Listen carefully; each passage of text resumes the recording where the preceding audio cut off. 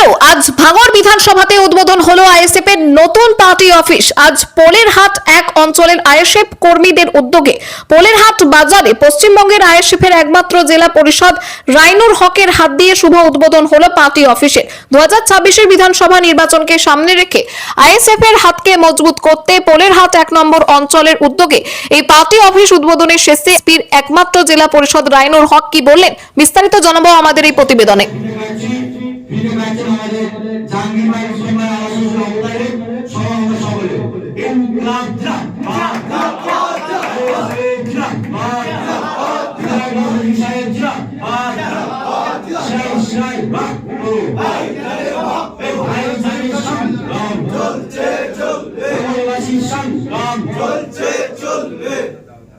আমাদের অফিস আজকে উদ্বোধন হলো। এখনই ক্যারাম বোর্ড স্ট্রাইকার চালিয়ে সূচনা করবে আমাদের জেলা পরিষদ রায়নুল ভাই।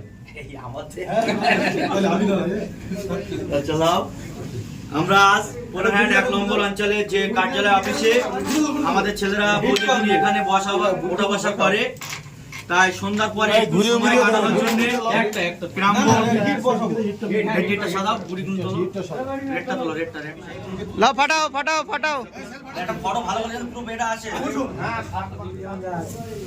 আমাদের অঞ্চল কমিটির উদ্যোগে পোলেরহাট যে পার্টি অফিস কার্যালয়ে এখানে একটি গ্রাম বোর্ডও আনা হয়েছে এবং একদম বিধায়ক সাহেবের ফটো সহ আমাদের সমস্ত কিছু।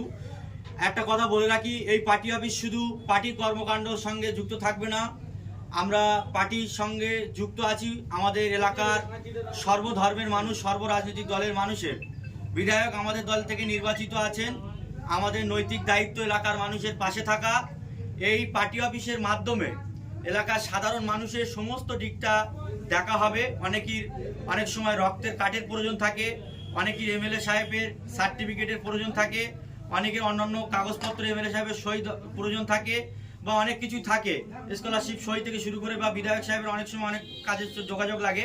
আর নির্দিষ্ট একটা স্থান থাকলে এলাকার মানুষের সুবিধা হয় যে কোথায় গেলে পাবো। নেতৃত্বদের কম বেশি আমাদের পোলেরহাটকে সকলকে চেনে, কিন্তু তারপরে আজ থেকে একটা বসার জায়গা নির্ধারণ করা হলো।